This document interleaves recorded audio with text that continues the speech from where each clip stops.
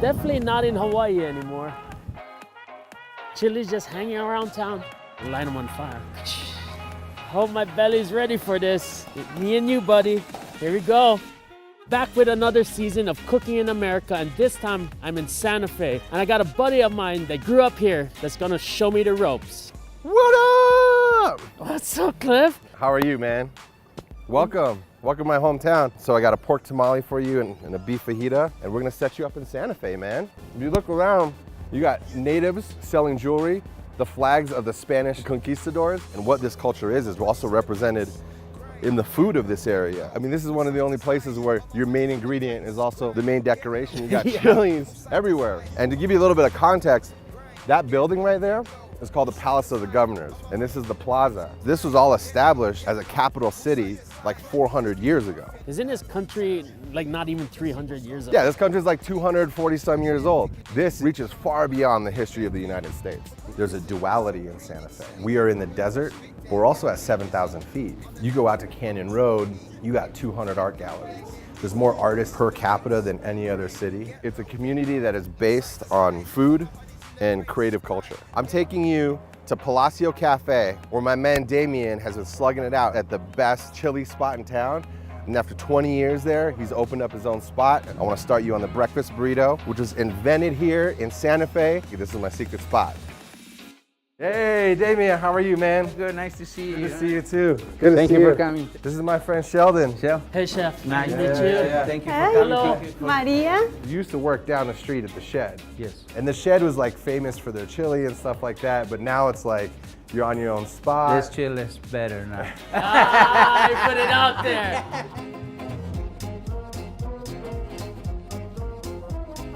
What signifies Santa Fe New Mexican cuisine? There's like two truths in New Mexican cooking.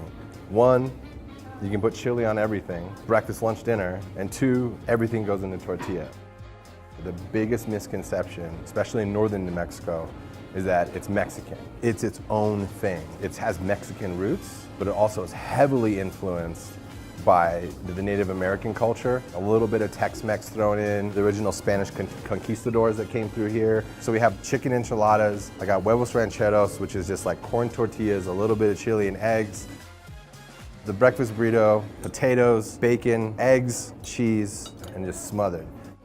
This red chili, he stews for like 6 hours.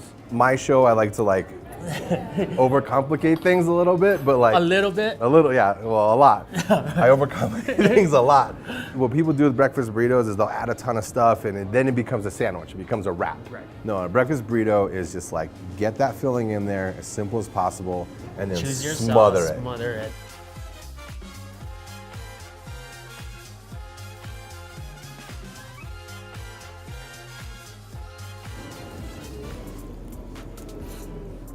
Straight to the point. Forget that avocado. No, you don't need. You don't all need the avocado, you don't need those- all the other stuff. Like, this is all you need. The chili here is like a religion. The state question in New Mexico is red or green. And that refers to, do you want green chili or red chili? But if you want both, you just say Christmas. So the red and the green, you taste the difference, right? It's the same chili. It's classified under Hatch, which is actually a town. It's just at different stages. So like the green is when it's younger. So you basically take the green and you put it in the big canisters and you roast it over open fire. In the fall, you drive around and you roll your windows down. Oh, shoot. And there's a smell that permeates throughout the city. You know it's the season. Then you peel off the outside and then you stew it very simply. Maybe salt, a little onion powder, sometimes cumin. And the red, you take the red and you dry it out. And you'll see like these things called ristras hanging. And they're beautiful decorations, but it's also food. Either rehydrate it or grind it into a powder. That's the basis for the red chili here. And so anything under it, keep it as simple as possible and let that chili shine. So you grew up here. Yeah, this is my home. Like I was born in the South Pacific, but I've been here since I was a kid. My mother came from the South Pacific to go to college. She could barely speak English. She used to have to tape record her classes. And she'd go home and she'd translate them. Growing up here, it's like I'd go out to eat and this is all the food I'd have. Then I'd go home and I'd have like Japanese food. In Santa Fe, that totally works. Our tagline for Santa Fe is the city different. People have come here for a sense of healing. In the 50s, it was about tuberculosis, the elevation and the dry air and stuff. people find spiritual cleansing here, emotional cleansing here.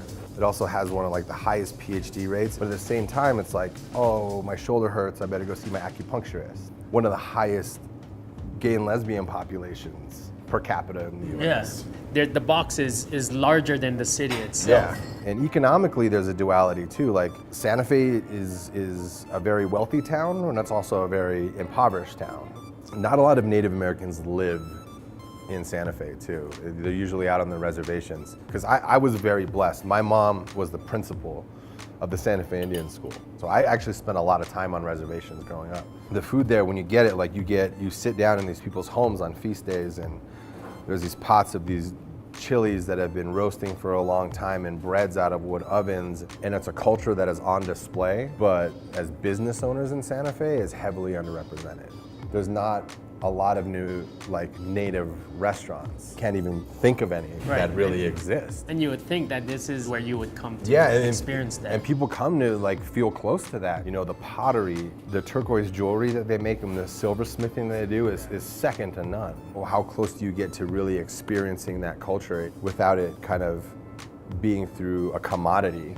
I can't speak for the Native American community because I don't know the answer to this, but would I like to see more of it? Yeah, I would just like to see integration more than commodification. New Mexican food, why isn't it part of the new American way? Because what makes it great also limits it. What makes New Mexican food so special is that chili. And if it's not from here, it's not gonna taste the same. I want everyone to know what this is about, but I want people to have it in the context of this city. When you eat this and you walk outside, all this makes sense. And green chili is like a gateway. When you have chefs coming in and trying to introduce foods from other cultures, they'll throw like a little green chili on thing, like, come on, come here. And then we're gonna slowly slide in other things. Speaking of that, there's one thing. This is New Mexican Robitussin.